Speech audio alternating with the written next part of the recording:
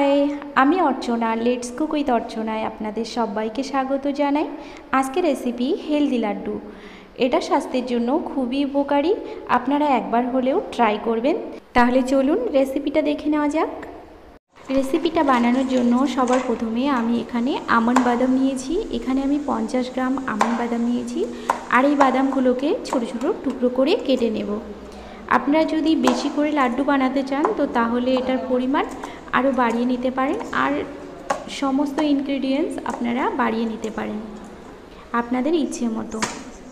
তো এগুলো কুচি করে নেওয়া হয়ে গেলে আমি এখানে একটা খেজুরের প্যাকেট নিয়েছি। এরকম প্যাকেট খেজুর যেগুলো হয় ওগুলোই ব্যবহার করবেন, তাতে কিন্তু এর গুণগত মান আরও ভালো হবে। এবার দেখুন আমি এই খেজুরগুলোকে দানা থেকে আলাদা করে নিচ্ছি।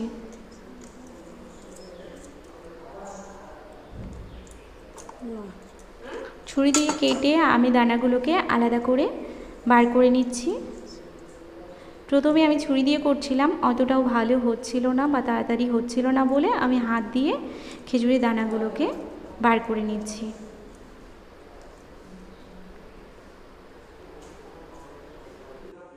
এইভাবে সমস্ত খেজুর আমি কেটে নেব। সমস্ত খেজুর কাটা হয়ে গেলে আমি একটা মিক্সারের জারের মধ্যে খেজুরগুলোকে দিয়ে দেব, আর এটাকে 2-3 মিনিট মতো একটু ঘুরিয়ে নেব।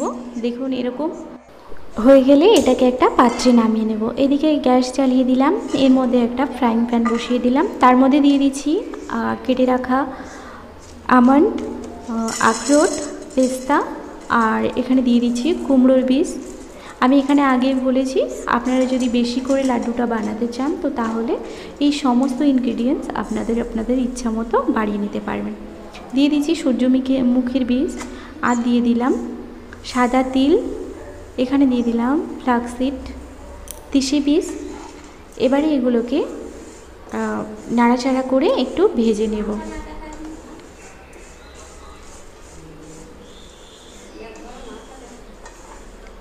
এইভাবে আমি 5 মিনিট মতো এটাকে রোস্ট করে নেব। আপনারা খেয়াল রাখবেন, আপনারা যখন এটা এইভাবে নাড়তে থাকবেন তখন গ্যাসের ফ্লেমটা কিন্তু একেবারে লোয়ে রাখবেন, মিডিয়াম অথবা হাইয়ে দেবেন না। এবারে দেখুন একটু লক্ষ্য করলে আপনারা বুঝতে পারবেন আপনাদের এই বীজগুলো ভাজা হয়েছে কিনা। একটু কালার চেঞ্জ হয়ে গেলে এটাকে আপনারা নামিয়ে নেবেন। গরম প্যানের মধ্যে রাখবেন না, তাতে করে কিন্তু এটা পুড়ে যাবে। সাথে সাথে একটা অন্য পাত্রে ঢেলে নেবেন। দেখুন এগুলো সব আমার ভেজে একটু রোস্ট করে নেওয়া হয়ে গেছে।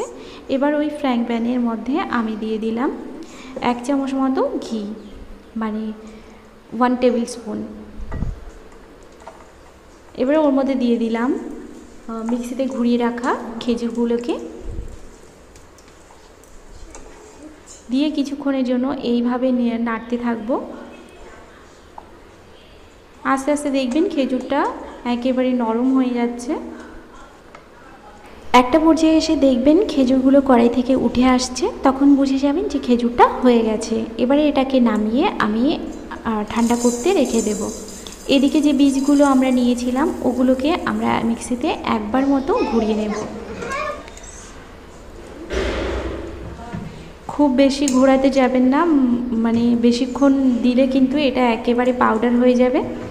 আমাদের আধা ভাঙা মতো করে এটাকে লাগবে। দেখুন এইরকম আধা ভাঙা হবে। এবারে ওই খেজুরটা একটু ঠান্ডা হলে আমরা এর মধ্যে দিয়ে দিলাম বীজগুলোকে, দিয়ে খুব ভালো করে হাত দিয়ে মেখে নেব। এটা একটু সময় ধরে করবেন। এইভাবে দেখুন চেপে চেপে আমি লাড্ডুগুলোকে বানিয়ে নিচ্ছি। দেখুন দেখতে কত সুন্দর লাগছে না? এই লাড্ডুটা খেতে কিন্তু অসম্ভব সুন্দর হয় খেতে। আর এই সমস্ত ইনগ্রেডিয়েন্টসের উপকারিতা আপনারা নিশ্চয়ই সবাই জানেন, তবে বাচ্চাদের এটা খাওয়ানো খুব মুশকিল। তাই এইভাবে যদি আপনারা বানিয়ে দেন তো তাহলে বাচ্চারা কিন্তু চেয়ে খেতে বাধ্য। এটা এইভাবে শক্ত শক্ত করে মানে হাত দিয়ে চেপে চেপে আমরা লাড্ডুগুলোকে বানিয়ে নেব। এটা আপনারা এয়ারটাইট কন্টেনারে ভরে কিন্তু অনেক দিন পর্যন্ত সংরক্ষণ করে খাওয়াতে পারবেন, বা বাচ্চাদের যখন টিফিনেও এটা দিয়ে দিতে পারবেন। আপনারা 1 মাস মতো এটা খেয়ে দেখলে আপনাদের নিজেদের মধ্যে অনেক পরিবর্তন লক্ষ্য করতে পারবেন। এই লাড্ডুটা স্কিন ভালো রাখতে ভীষণভাবে হেল্প করে, এর উপকারিতা বলে শেষ করা যায় না। আমি এই লাড্ডুটার মধ্যে প্রথমে যে লাড্ডুগুলো গড়ে নিয়েছিলাম ওর মধ্যে চিয়া সিড দিতে ভুলে গেছিলাম, তো পরে যে লাড্ডুগুলো গড়ে নিচ্ছি ওর মধ্যে চিয়া সিড দিয়ে দিলাম। আর আমি যে খেজুরগুলো নিয়েছিলাম ওতে কিন্তু হয়নি, পুরো 500 গ্রাম খেজুরই আমার এখানে লেগেছে। আমি পরে ওটা বানিয়ে পরে এই লাড্ডুগুলো সব করে নিয়েছি। একে একে আমি লাড্ডুগুলোকে সার্ভিং করে দেখাচ্ছি আপনাদেরকে।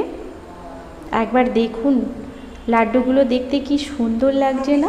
আমার ভিডিও এডিট করতে করতে আবার লাড্ডু খেতে ইচ্ছে করছে। আপনারা বানিয়ে আমাকে জানাতে ভুলবেন না কিন্তু আপনাদের রেসিপিটা কেমন লাগলো। ভালো লাগলে লাইক কমেন্ট শেয়ারের অনুরোধ রইল। আজকের রেসিপিটা তাহলে এই পর্যন্তই থাকছে, আবার অন্য কোনো রেসিপি নিয়ে দেখা হবে। ততক্ষণ ভালো খান, সুস্থ থাকুন, টাটা।